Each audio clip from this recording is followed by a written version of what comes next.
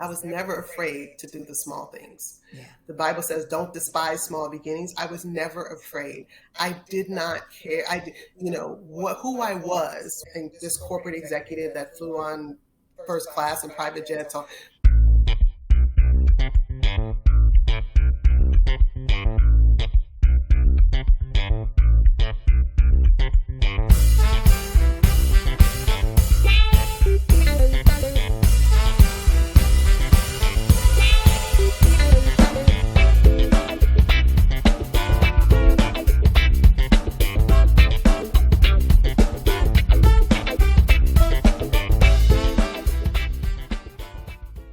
Hi, everybody. Today we're going to talk about the power in the pivot. Actually, finding your power in the pivot. And today's guest, Melissa Hibbért, is the CEO and founder of Shift Beauty, but she started out her career as a corporate marketing executive. And we're going to hear how she seized her power in the pivot and created a successful beauty business. Welcome, Melissa. Thank you so much, Corinne. Thanks for having me. It's great to be here. Wonderful.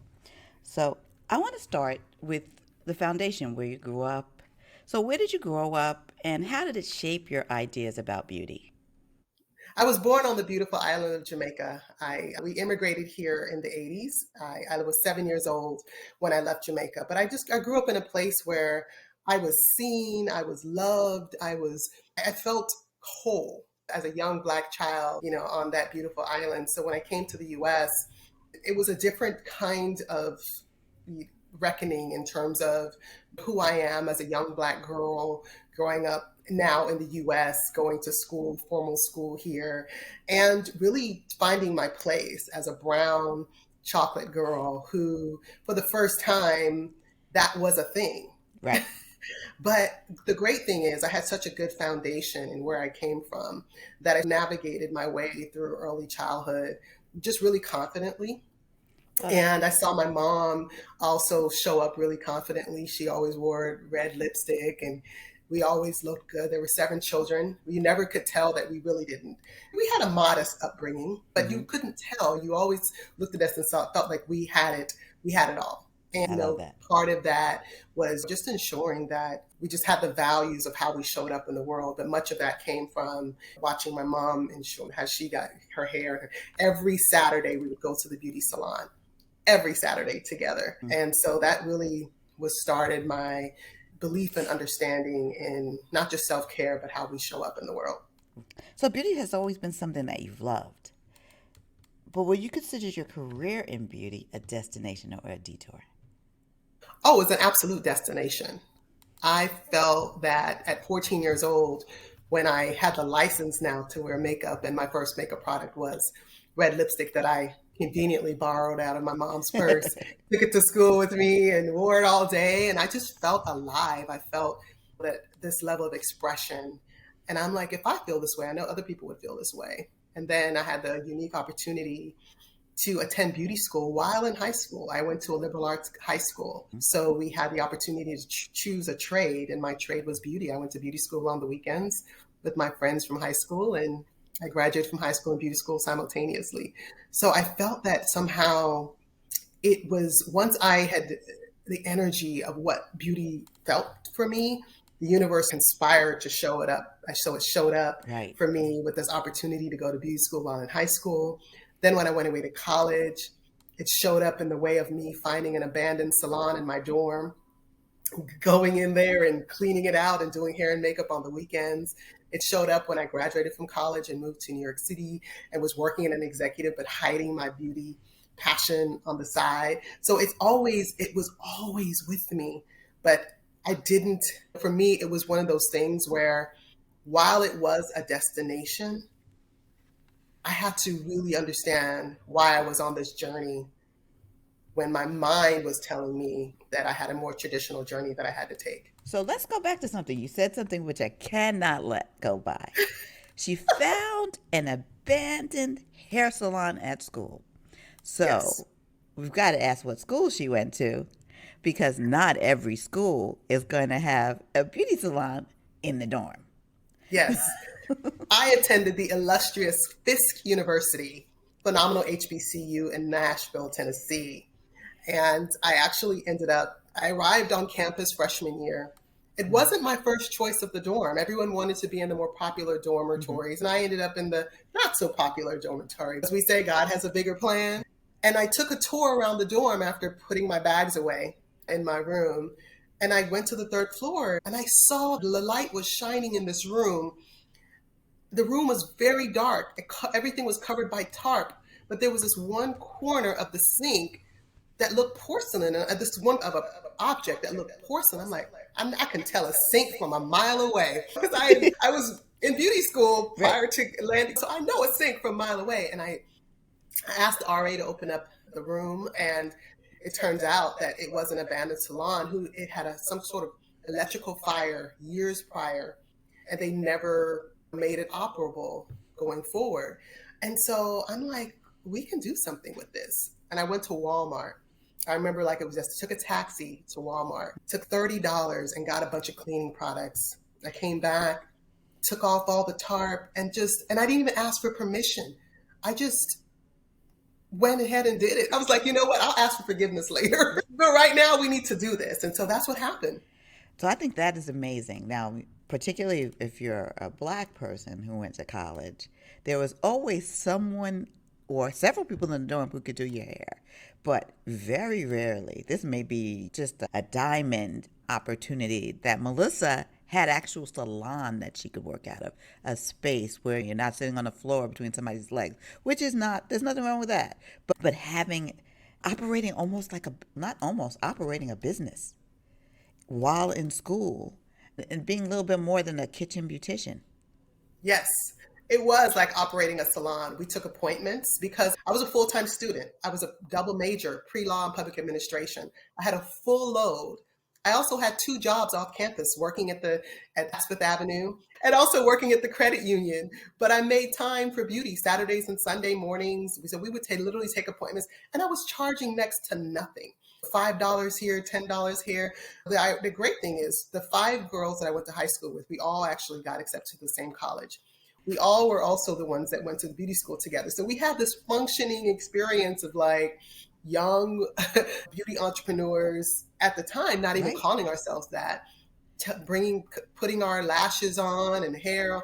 And the crazy thing is, so we also connected with someone locally who did nails. So she would come in and do nails with us. It was Amazing. the most incredible thing.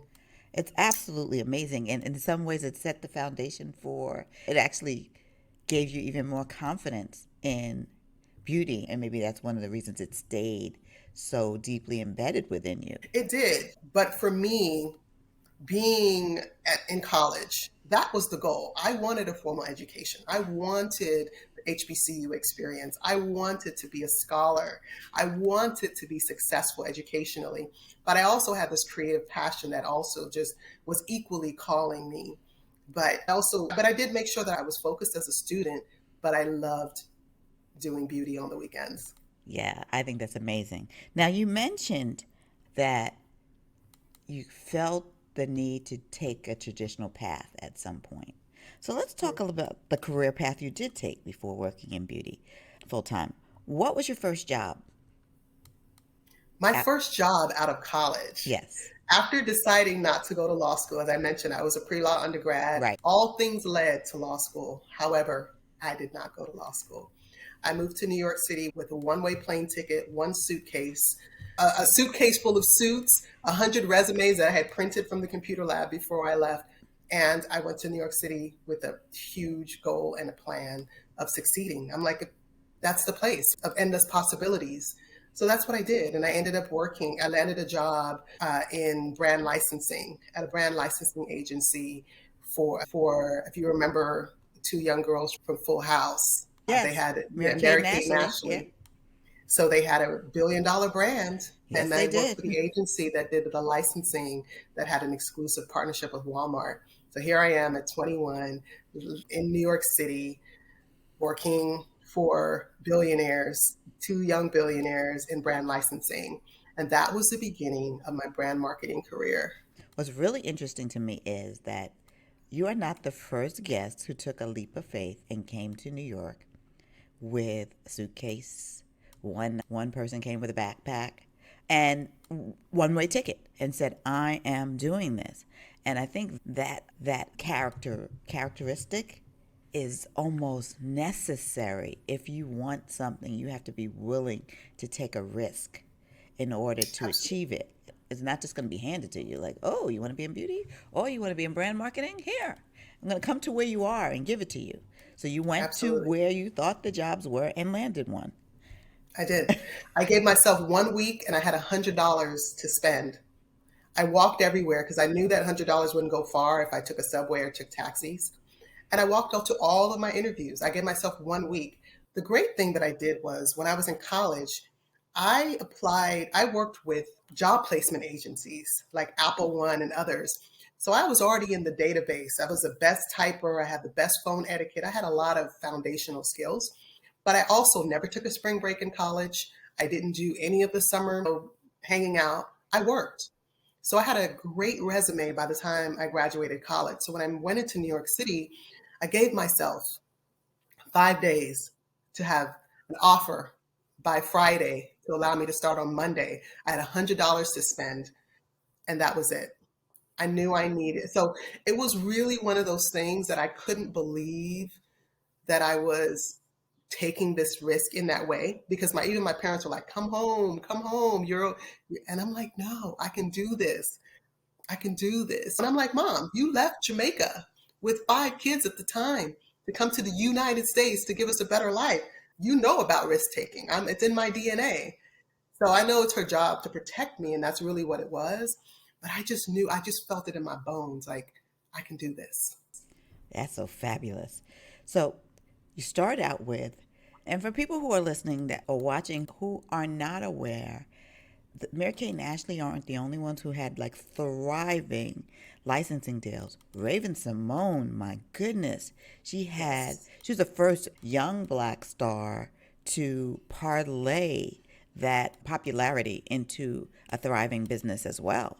So that Yeah. this was not for Melissa to have worked with Mary Kate and Ashley on this is really great foundational training for her. It was. Yeah, and I had really didn't have any concept of brand licensing at the time. What I knew was that I had an opportunity to be a part of something great and whatever capacity that meant. And so this was my chance. And I was able to bring some of that pre-law knowledge to the table because much of licensing is brokering deals and really knowing how to negotiate and navigate with the vendors and being able to articulate terms of the brand licensing agreement as a brand manager. And so much of it was intentionally the place that I needed to be after choosing not to go to law school, because this was the other aspect of allowing me to bring marketing and legal to the table. Yes, and a lot of people don't have that skill. Like one of Mm-hmm. the things that many of us who choose entrepreneurship, even though or corporate careers, the ability to negotiate is a critical skill that a lot of us don't acquire and then have to learn the hard I was way. on the debate team in college, by the way. Wow. So when I watched the movie Great Debaters, I'm like, ooh, that looks so familiar but that was such grounds for me to understand business and just have the confidence of not just knowing what I'm talking about, but defending it in a way that makes other people move into action. That's what I learned in college, and I took that with me. My 21-year-old self bouncing into New York City with no plan, but truthfully, it really all was a setup for Yes, it something was. bigger. So after working with Mary Kate and Ashley, you had a thriving career. Can you tell us some of the other places you worked and the lessons you took away from those roles? Yeah, my brand career continued to grow. I went from there to work for Napier and Monet high fashion jewelry. I was a merchandising analyst. So I actually worked across the board with all of their retailers, so from Bloomingdale's to Kohl's, et cetera. And that was a numbers sort of space to be really understanding forecasting and how product was performing in certain markets versus other markets, et cetera.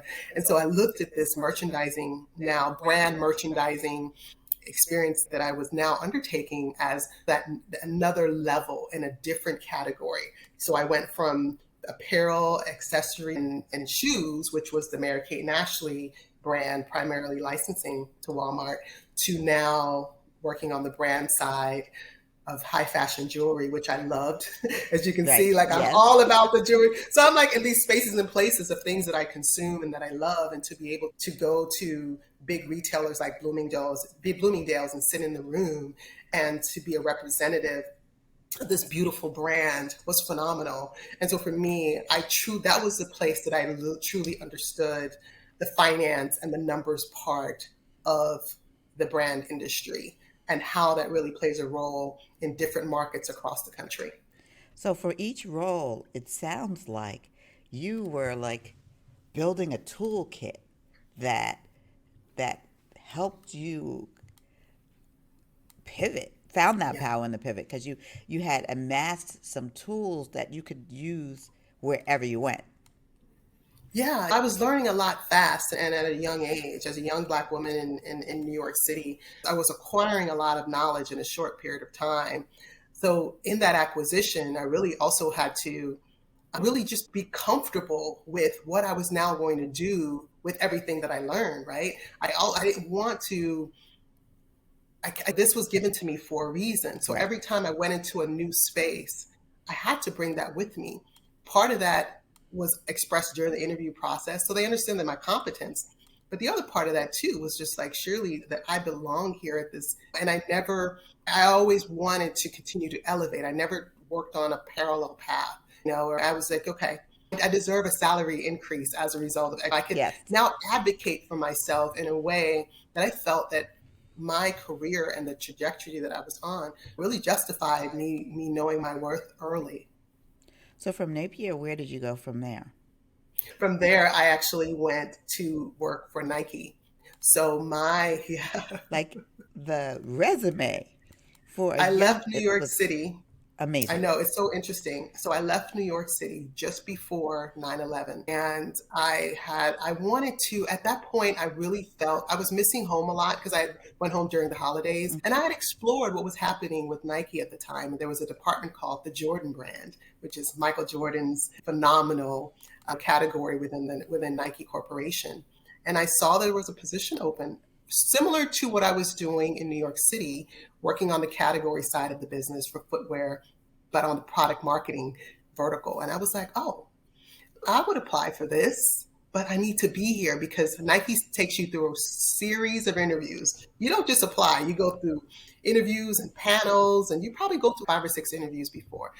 So I needed to leave New York in order to position myself for this. So I came back to Portland, went through my series of interviews, and landed a job working for the Jordan brand within the Nike Corporation. So literally working for Michael Jordan, which for me Wow.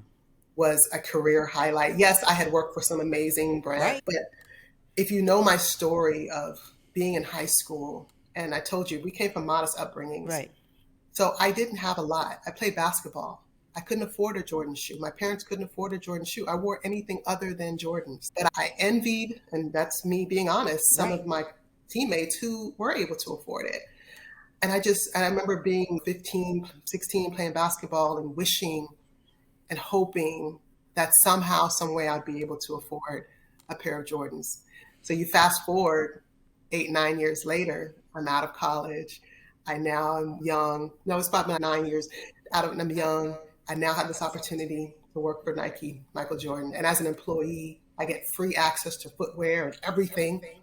It's the abundant access as an employee to products and services and amenities for a brand that I couldn't access at 15. You But couldn't write that for me. no. And what's interesting about that is that sometimes we put things in the atmosphere, we pray for things, and depending on people's belief system, I'm going to say it from my perspective, you pray for something, you don't know when God's going to answer. You don't know when God's going to You answer don't. or how. And for Yeah. you, it was over and above what that 15-year-old ever expected. Over and above. So much so that I'm now in meetings with Michael Jordan. I have influence on what's happening with in terms of my particular role in product marketing and being able to contribute to the business and to see the impact just of the brand in and of itself, and having this diverse employee pool where Right. there women. I think the Jordan brand was probably the most diverse division of all. And it really was inspiring and empowering to know that now I'm a woman who loves to wear heels, right? But I'm working in an Right. athletic environment, but it wasn't new to me. But I just had to pinch myself because I'm like, it just was a reminder that you cannot get stuck on where you are. That's not your final place, right? It's not your final place. So Right. that's the lesson that I always share when I tell this story to younger children. Like, where you are right now does not define where you will be, because where you will be will far exceed any vision that you have of where you are right now. Ooh, that's a good one. That's a really good one. So you went from Oregon to LA at one point. Yeah, actually, here's the crazy thing. I went back to New York City In between. Oh, wow. after almost 5 years of working for Nike. I felt like I had hit the ceiling in my role. And Right. one thing about Nike, the great thing about Nike is that you don't ever want to leave. So there wasn't an opportunity for me to grow into other Right. roles. So I said, you know what? Either I'm going to stay here for another 5 years, or I'm going to again take matters into my own hands and figure out my next path. I knew that a large part of growth professionally is your credentials. I wanted a master's degree. I moved back to New York, got into graduate school. So I was obtaining my MBA while working in advertising. Wow. So I ended up moving back to New York, secured a job with UniWorld Advertising Group, which is the number one Black-owned advertising, multicultural advertising agency in New York City. And while working in advertising, I was also in grad school. So every So did I have single a life? job that No. yeah, every single job that you've had, which was really interesting, has been like the leader in the category, Mary Kay Ashley, Yes. leader in branding, Yes. groundbreaking in what they've done, and set the foundation for the row. I mean, they made so much money they can do the row. At such a young age. At such a young age, and Nike and Napier and Monet, those are all leaders Yes. in those are all leaders in the In the categories. industry. Yes. So how from going from Nike, where there's a diverse team, to UniWorld, where they're the leaders in really storytelling for us in advertising. What was that like? If you ever watch Boomerang, Yeah. if you had a desire to work in a Black agency, many people say that Uniworld was a backdrop of the movie Boomerang. But when I tell you, nothing like it. To see smart, creative, fashionable, really just strong, confident Black people in under one roof working for some of the biggest brands. So we had brands, we had Ford, of course, Burger King, big brands, and the agency acquired. And so every day felt like a movie. Every day felt like a movie because of the work that the creative team was doing and the work that we were involved in making happen for the agency. It was like no other. I really felt like I was living within a movie working for such a phenomenal advertising agency. If you like what you hear, please subscribe to the Start Right Here podcast and leave a review. Also, you can sign up for our mailing list at thebeautyroundtable.com, so you will be on the know about all the good things coming. Yeah, and one of the things, even though we have more access about career paths now, young people, there's still, we didn't know at the time, in 10, 20 years ago, what the possibilities were. Yeah. So seeing something, I just was listening to Malcolm Lee being interviewed by Jamel Hill. I just listened to that interview today. And Mm-hmm. they were talking about the that Boomerang seemed like a anomaly probably to the film companies because they didn't think that such a thing was possible, but at UniWorld was proof, right? It was true. It was existed. It existed within our ecosystem, and to your point about the storytelling, which was really at the hallmark of Uniworld's ability to not just win business but continue to stay at the top. I remember being a part of pitching new business, and that the idea of winning a client through sharing a vision that they could buy into, and also Right. looking at the competency of the team being that will deliver upon that, was like that whole journey for me taught me a lot. And so I was able to also develop a new skill set in new business development, obviously client acquisition, and then also managing multi-million dollar brands. So now as an agency and as a role that I was in, Burger King was actually my main client.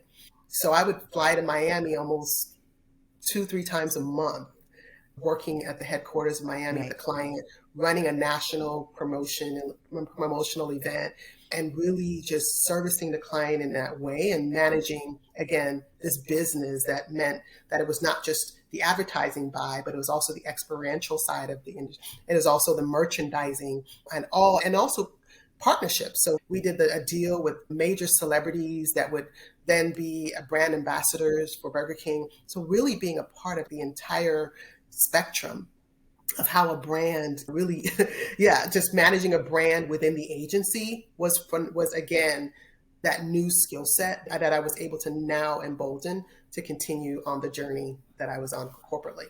And we haven't even gotten to LA yet. So you see how rich her No, we career have not. is. We went back to New York City, and then Back to New BET York, stole me. put some more BET things in the stole me toolkit. away. Yes, BET stole me away from UniWorld, actually. Now So that's that so amazing. yes. So BET was we were very much working closely with BET because many were being a multicultural Right. agency. BET was a natural major player on the TV side, and so there was always constant interaction with them. And then when I was graduating from grad school, I started to become a little bit more free to attend industry events, and so I was having these moments where I was interfacing with some of the BT executives. And at one point, I was asked to lunch, and we had a meeting, and there was a new division opening up within BT that managed integrated marketing for the Mm-hmm. network. And so a brand new team, and they were looking for individuals to be a part of that brand new team. And again, for me, I'm always looking at how can I make an impact? What can I do? If I'm going to come in, I want to do something special. I want to work on something special. And so I look at all of the opportunities that I've had, and they've all been special in their own way. And now this was no different. So I took the job. I had doubled my salary because at that point I was like, okay, if I have an MBA, I have real leverage now. And it was my first time like negotiating a high six-figure salary at 28, 29 years old. And I was fearful, but Right. I was also prepared because I had a lot of good mentors that were men in corporate America, mentors and advisors that were women. So I had people to bounce off this growth. And I didn't want to miss my mark. They say women, we often tend to ask for less. I was the type that asked for more. I love it. So ask for more. That's another lesson.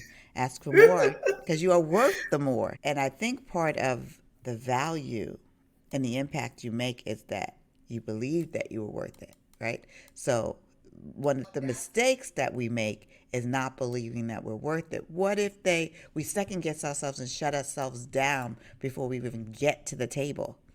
And sometimes if somebody on the other side of the table feels that hesitancy, they have you. They can get you Yeah. for less. The worst that can happen is they offer less, and you'll still Right. be above where you want to be and need to be.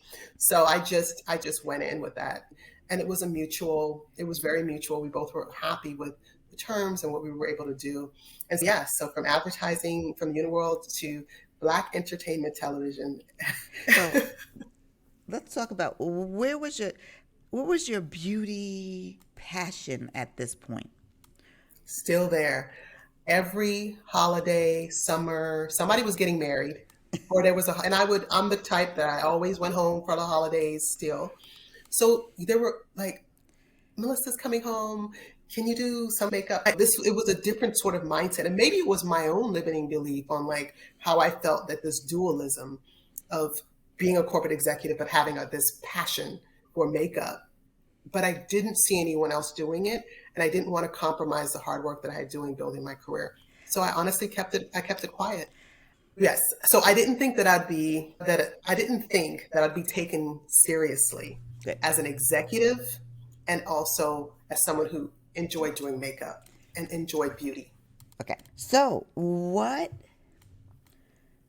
happened as you started suppressing this creativity and you're high flying in your career, but The higher I climbed, the more I suppressed. yeah. And so what happened as a result? Was there like an aha Suppression, moment?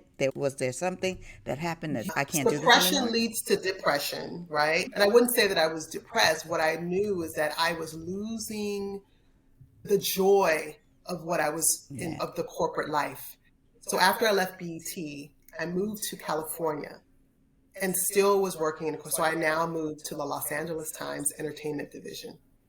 So here I am working for one of the most prestigious Right. publications in the country, the Los Angeles Times, in the entertainment marketing division, and working on big projects, working on big partnerships.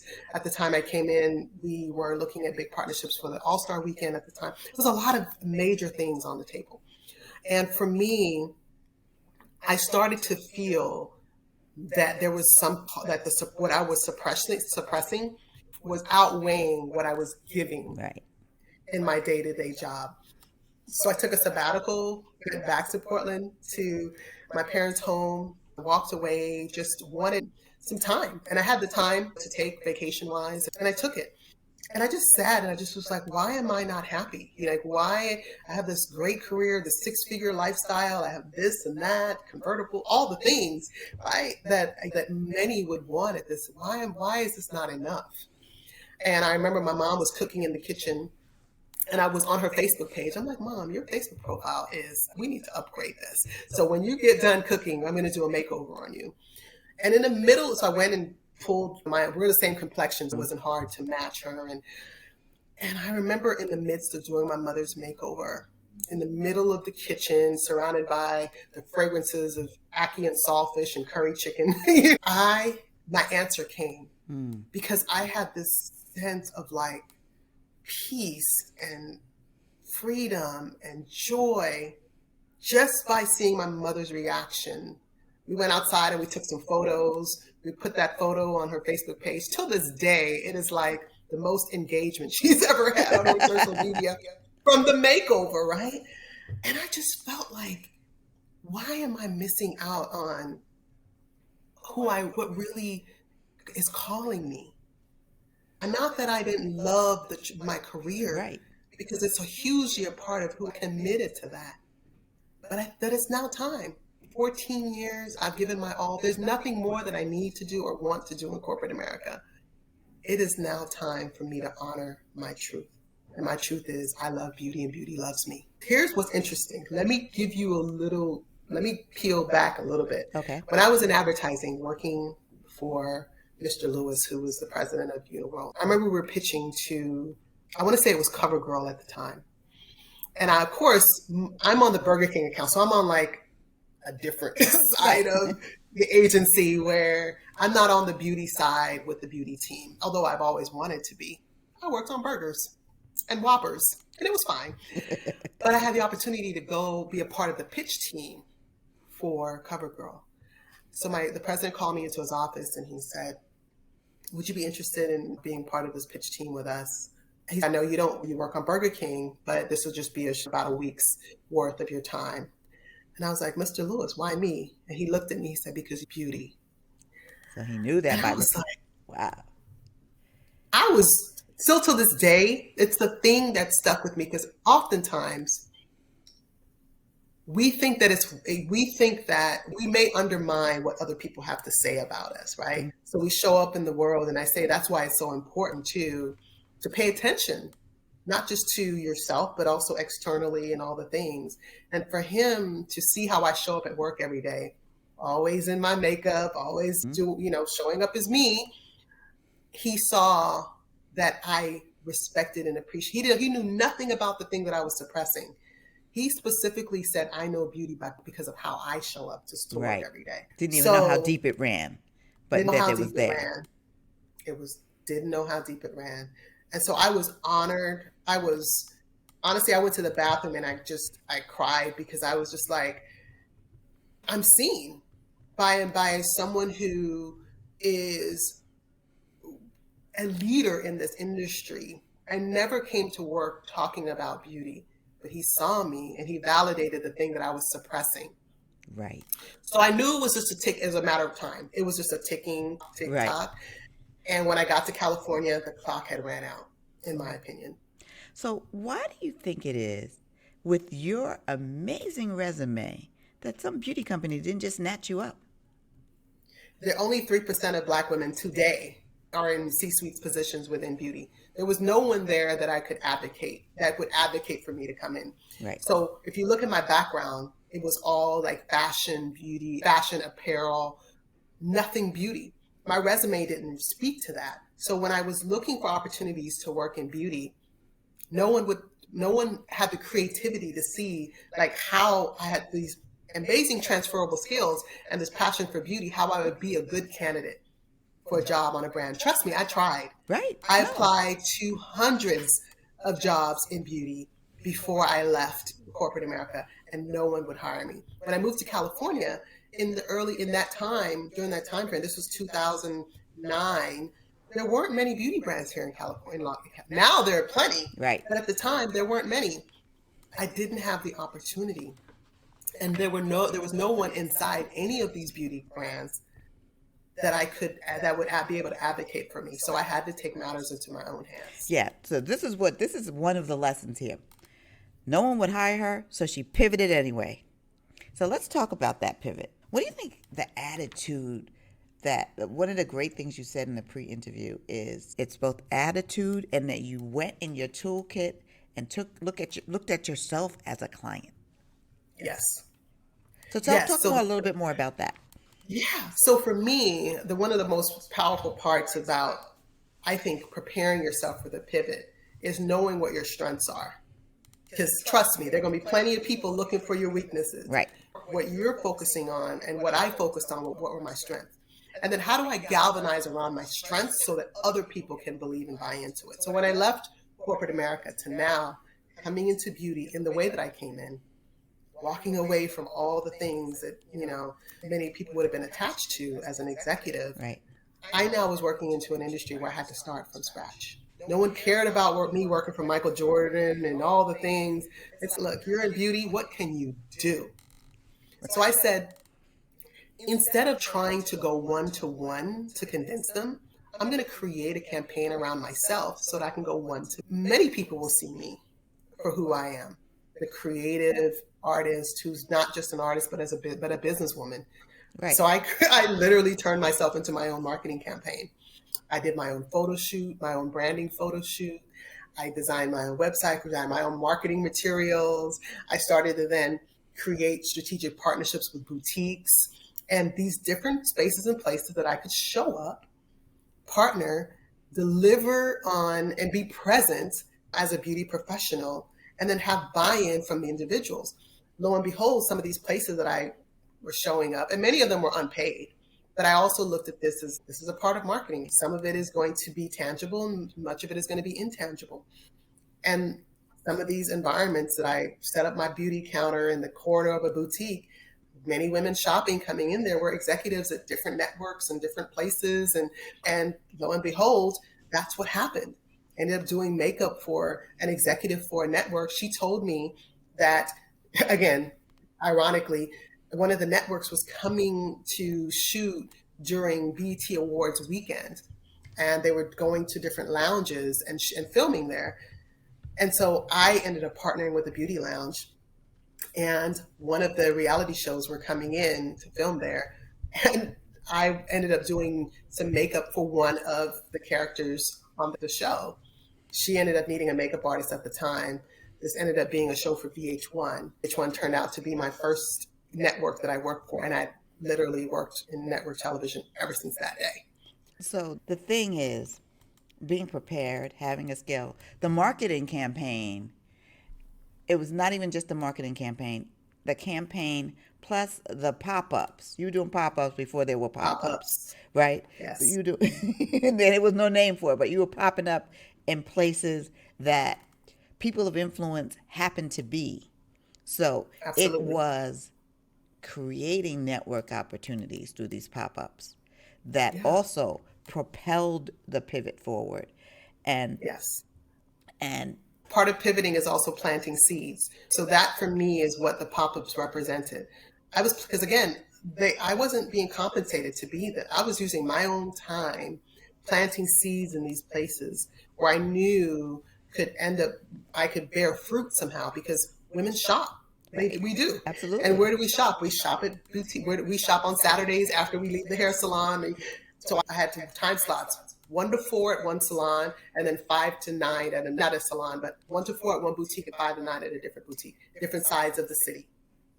It's very smart. So the show you ended up on working for, the first show, because you've worked on more than 30 reality shows, Yes. right? But the Mm-hmm. first one was Basketball Wives LA. Basketball Wives of LA, first season. Amazing. Landed my first job, So, so, and so if you don't know by now, Melissa never ever does anything small. no, Although she took risks and stuff like that. When you make a shift, it's always boom. You're coming in on something that everybody knows about. absolutely. And it was never really about the show. I wanted visibility with the network. I wanted visibility with the decision makers. I wanted visibility with the producers and the directors. I wanted them to know my name. I wanted to be top of mind. I wanted them to consider me for the next show and the next show. So much so that I ended up creating an agency Right. so that I now became a partner to the networks. So that when they had another show, they knew that they had Black talent to hire as a result of my company. So I went in thinking bigger, but I was never afraid to do the small things, Say like that again, putting my, because that is just really a powerful gem. Say it again. I was never afraid to do the small things. Yeah. The Bible says, don't despise small beginnings. I was never afraid. I did not care.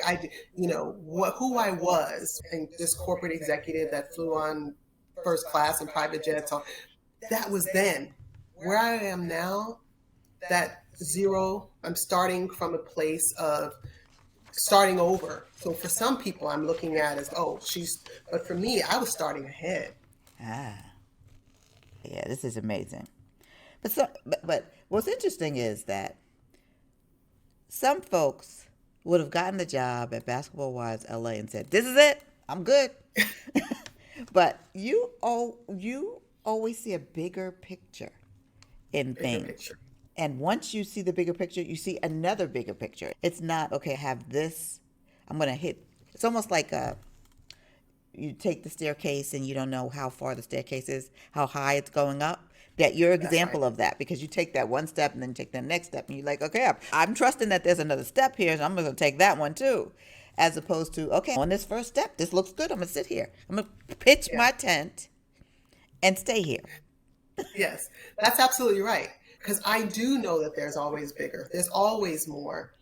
But I also didn't start blindly. I started with a marketing plan that also was a part of a bigger business plan. So I knew my path, but I also made a ton of sacrifices, right? My first year of leaving corporate America to launch into beauty, I downsized my house.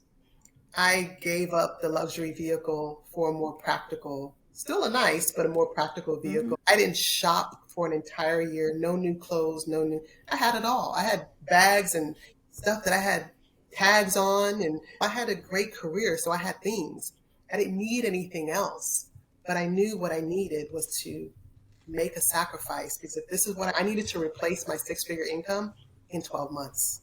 And the only way to do that was to downsize, pivot, make some changes, build up my credibility, and then scale my business within a short period of time. And truthfully, all of that happened within 12 months. I was right back into the dealership, getting my luxury car, literally almost a year later, all the things. But I'm telling you that sacrifice is a huge part of pivoting. Because it has to be. You can't go into a new space as the same person. And you can't pivot if you're not willing to do some of this stuff.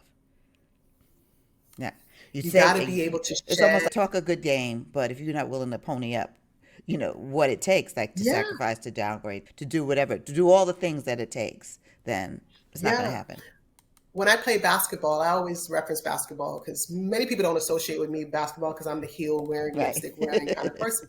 But basketball was a huge part of my foundation and discipline, but also the idea of pivoting. I was a two guard, and I think about the lessons that I learned from the plan that my coach laid out, the plays that we ran, and how if I pivoted this direction, the result would be that I could make a pass to the three or the center and they would get a clear shot.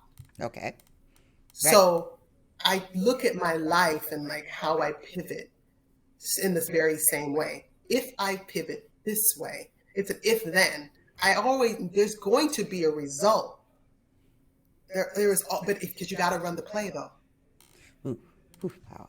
So, We, so when you don't, so part of being pivoting, what is your playbook? ooh, what is your playbook? And then run the play Run the play to the end. Okay. to So the end. you You might can't have to cut keep running corners. the play.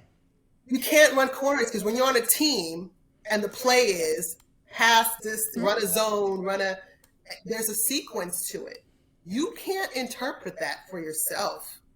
The coach, the play is designed for a successful result, which is a basket to score. Yes. So run your play so you can score.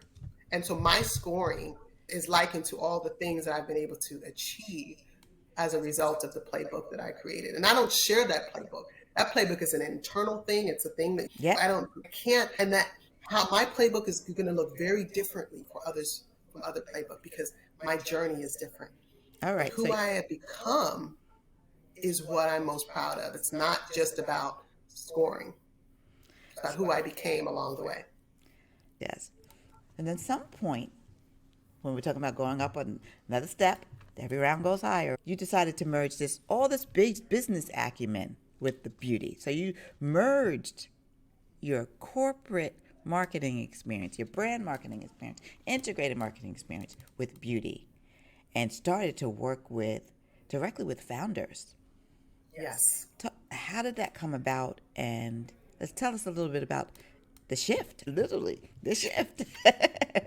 Yeah, literally the shift. So, right around 2018, I started to consult more with more established brands like Cream of Nature and others. Was a part of these major brand campaigns, rebranding, product launches, and I became fascinated with the idea of not of contributing to the launch of a brand that consumers are going to covet. And I'm like, I can't really do that as a beauty professional, but is there something that I can do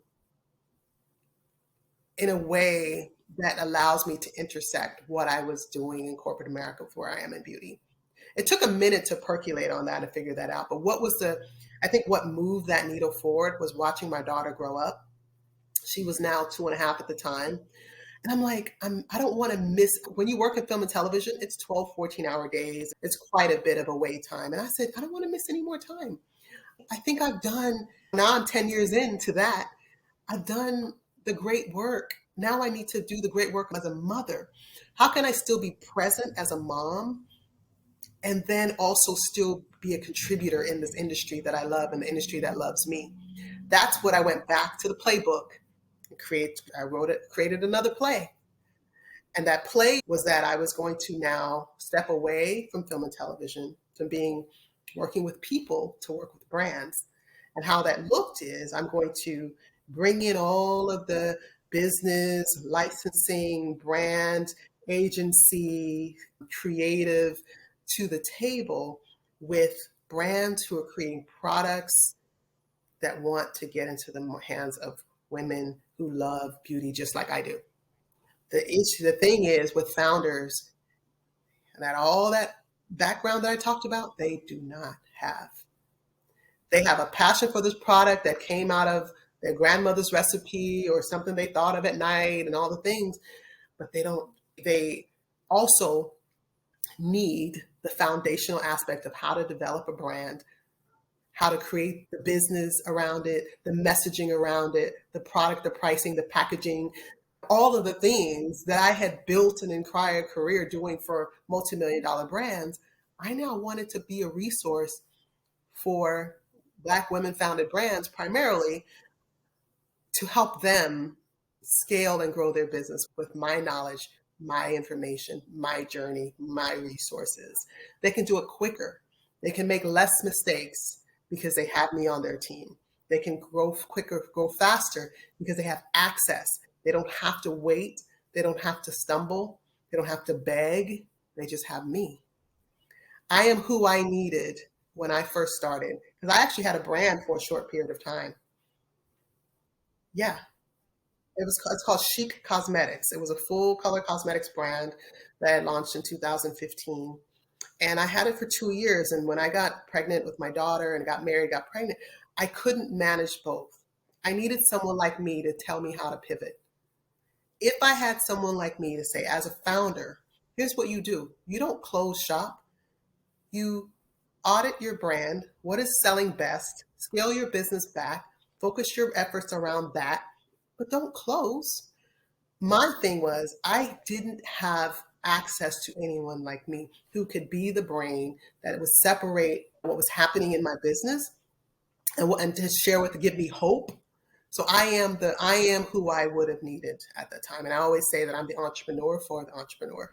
Yeah, I love that. I love that. And one of the benefits of for a founder that we haven't talked about of working with you is that you're not you're not approaching it with the same emotion they may have attached to the work that they're doing. And it while the brand can become their life in a lot of ways, it's almost like they can't see the forest for the trees because you become so engrossed in and attached to things that you do need someone with a little bit of distance to be able to assess, okay, this you should do this, maybe not that. I know you love it, but what value does it bring to what you're doing, to your goal, etc.? Yeah, 100%. One of the number one things that I see founders do is they start with the passion, but they never solve a problem. Many of them don't go in with solving a problem in mind. So much of what I have to do is go back to the basics to say, okay, you have a great product. Don't get me wrong. And I hear your passion, but what problem are you solving? Ultimately, because if it's not doing that, then why are we here? So we now have to go back and find a reason. We often do. The thing about working with me that I think provides a ton of value is the fact that I push my founders out of their comfort zone. If you look at my whole career, it's been about getting out of your comfort zone. Right. Nothing about pivoting is comfortable. Nothing about sacrificing is comfortable. But there's so much growth, success, and opportunity outside of your comfort zone. So when you work with me, you're shifting from where you were to where you ultimately want to be. And you're going to do that in a place that is uncomfortable. But trust me, on the other side of that is the brand that you want, the success that you want, obviously the revenue that you want, the awareness that you want, all of those things. But many of my founders have never done interviews. They've never been on camera because a lot of them are introverted. They want to be in the kitchen or in the lab, Right. behind the scenes. And I'm saying you have to be the face of your brand. Exactly.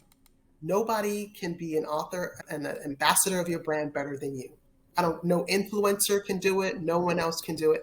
Why do you think Oprah was on the cover of her magazine all these years? There's an art to it. There's an art to knowing who you are matters in the space of showing up for your product. And so that's been a big piece. So I Right. create this whole photo shoot for them and I get them to see what is possible if they show up for their own brands. I put them on interviews. I make sure they do into lives. There's a beyond being a founder is very multifaceted.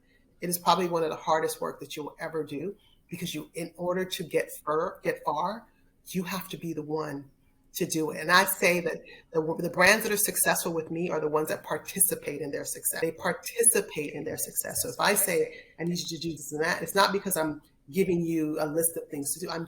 This is the formula. I love that. So we've talked about a lot of things. What do you think the most difficult obstacle you had to overcome was? Yeah, that's a really great question. I think it could be a lot of things, but I think more than anything was when I left working with people to work with brands, Mhm. I disappointed a lot of people. There were a lot of celebrities and a lot of clients who trusted me for years, only wanted my work and my hands Right.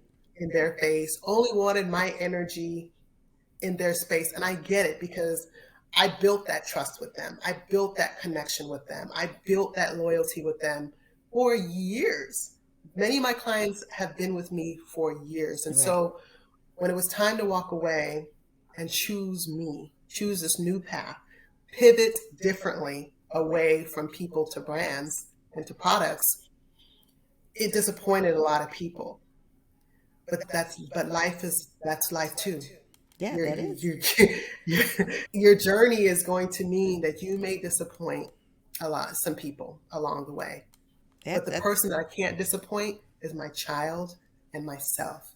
Like when I look at the work that I have to do to ensure that I'm the mirror that she sees to what's possible for her life, that far outweighs the expectation of a client who like really wants me to do their makeup. right. I had to make a decision, and that adulting and being an adult is Yes. and being a businesswoman and being a business person is also a part of making those hard decisions. And when you make them, particularly in my world of beauty, there were some people that were disappointed, and it was very difficult because some of them wanted to pull me out of retirement, and I just I had to stand my ground because I didn't want to confuse where I was going. And so if someone saw me doing X's makeup still, they would be like, why? She told me no, so why? And it's Right. this thing. And you, part of consistency is also the focus, the intention that you put behind your own brand. And that for me, I had to stay true to that. So I would say in the most recent time, that was the hardest thing because I really had a lot of loyal clients who loved work and I loved working with them. But when you pivot, sometimes you have to leave some things and people behind. Whew, that's another gem right there. You have to be ready to do that. So, Melissa, what do you do to give back? Is that something that's important to you? Giving back is extremely important to me, so much so that I created what I call a fund called We Fund Beauty. And basically, what that does is it provides micro grants to beauty founders to participate in face to face events. I know that oftentimes the vendor fees, a lot of these expos and events can absorb impact the brand's ability to make a profit because vendors' fees are costly, Right. and oftentimes they're not able to get a return on investment. So I eliminate that by paying for their fees to attend and participate in these trade show events so that their ability to be profitable is likely greater. And I feel that's for me is a way of just letting them know that I believe in them, letting them know, and also giving them just a break. I think Right. we all need a break. And when we Absolutely. give and when we receive something, a contribution that sort of lightens the load a little bit, it gives us even more hope. And that's really what I want to do for these founders is give them hope by supporting them along their journey. And these events really do matter because they get an opportunity to not only sell products face to face, but also network across the aisle. Exactly, exactly. So we're just creating that space for them. All right, perfect. But what gives you joy now? Oh my God. Yesterday, this may air at a different time, but what gives me joy right now is I have I have like real weekends and like real time with my daughter. So I get to work in the business of beauty and I still get to be 100% mom. And so my business and my career is crafted in a way that I give my best to my clients. I give my best to my industry, but I also get my weekends when I take my daughter to the amusement park and travel with her and go to Lego, all the things that she wants to do. She never feels like an afterthought. She's 5 now, and yesterday we were out. She's like, "Mommy, you're the best mom ever." Like, what brings me joy is her joy. As a parent, there's nothing more rewarding than the validation that from your own children's mouth that you're doing something. I love that. And that doesn't come, and I'm not looking for it, but when it comes, all the things that it took me to get here, all the pivots and the choices and the disappointments and the ups and downs is wrapped up in a moment of you are the best mom ever. Yeah. And I would add, you said you give the best to your industry, but you give the best to yourself now, too. Yes. You definitely give the best to yourself. Yeah. And Honoring yourself is a huge, it's so important. That's going to look differently for everyone, though, right. right? There's this whole notion now of the soft life, right? A life that is intentional self care. The idea that putting yourself first is the best way that you're going to be able to show up for other people. It's about filling up your cup. There's like the whole movement. Self care Yes. is a real movement and it's intentional right now. So yes, showing up for myself is and always has been the hallmark of my ability to also pivot and get to the next level because I bet on me. Yeah. I bet on me every day, all day. Yeah. I love that. And that brings me to our last question. We talked about when beauty companies didn't see your value, you bet on yourself. And you built a thriving career and on your own terms. So, can you offer listeners and viewers some tips on cultivating that mindset that they need to do the same? Because it starts with your mindset. Because if you don't think you can have this, it's not going to happen. No matter if you, even if you put all the ducks in a row, if you don't believe in yourself, if you don't bet on yourself. So how can they, what are some tips that would help them along this path? Yeah, another great question. I think mindset is not just important, it is vital. And as I mentioned to you, much of my mindset started working in a team environment, playing sports in high school, and realizing that that the choice and the movements that I make is going to impact the result of the game or the team or even disobeying the coach and his playbook. So I think foundationally, the discipline that I learned at that time and the teamwork that I learned, but also the power of my role among that really gave me a lot of confidence early. So mindset is really truly about really trusting that you have all that it takes to do all that you want to do. And even if you don't, you can do it anyway. You can still do it. Because I think what happens is that there's a ton of conversation around this notion of imposter syndrome, which I don't know nothing about. And I'm not saying that because I'm so you don't know anything. I don't know anything about imposter syndrome. Who is that and what is that? I don't operate on no level of imposter, nothing.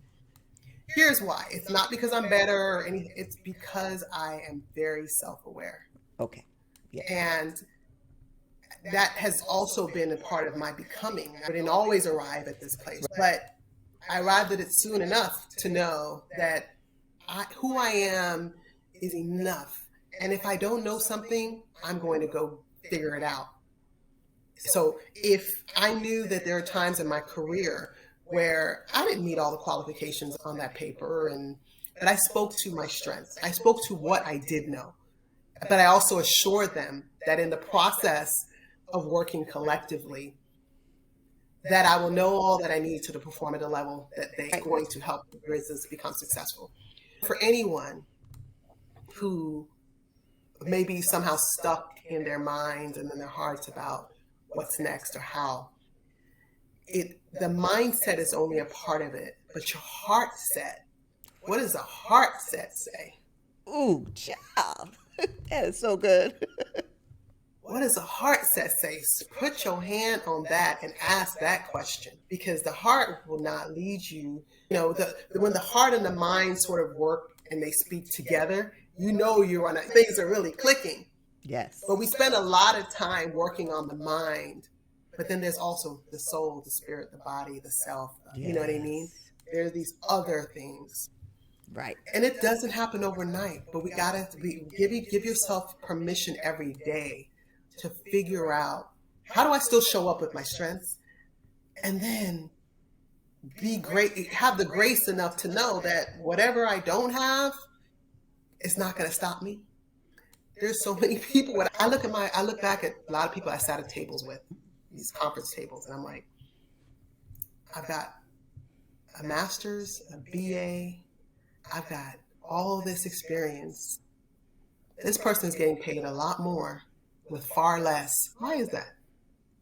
Seriously. That's not a question that you will ever be able to answer. You can never watch what someone else is doing. Create your life such that you are your own competition. Listen, folks, if you don't walk away with a whole, you probably need to repeat this episode several times so you can have Melissa's gems because she's preaching right now. So much that is vital. I don't care if you're in beauty or you're an engineer or you're a housekeeper, whatever it is that you're doing, this all applies to everyone's life. Yeah, it does. I wish that I could have more these conversations with people just because I know so many people are struggling with that space of enoughness. And it's just one of those things. I'm not saying that I don't have bad days. I'm not saying that we didn't talk about all the pitfalls, right? We don't have enough time for that.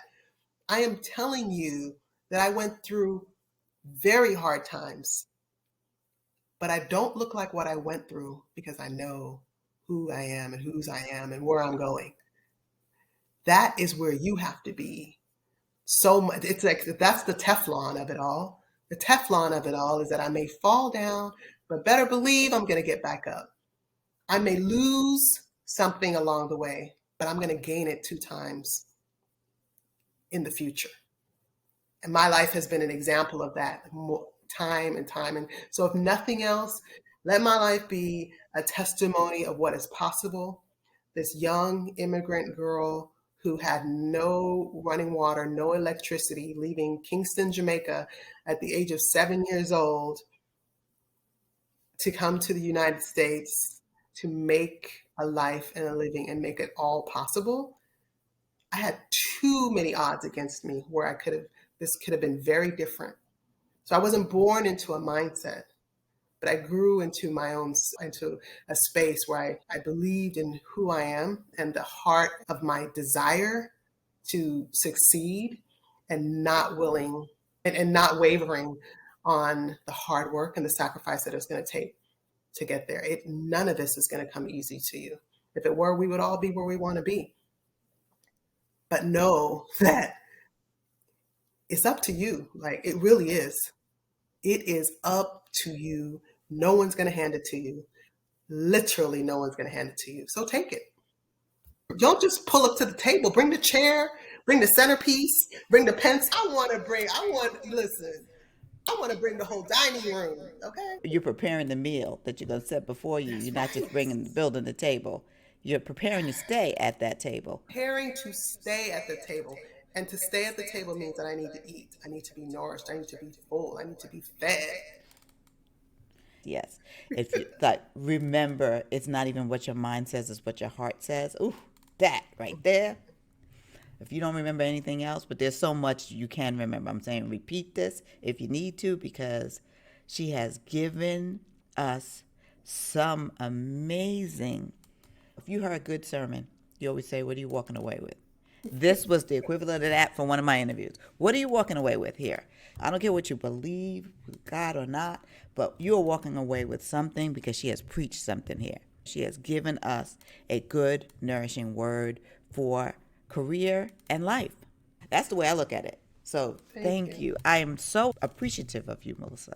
And I'm going to tell you guys that Melissa and I didn't know each other before our pre-interview, but her marketing campaign works because I saw her and I said, who is that? I want her on the show.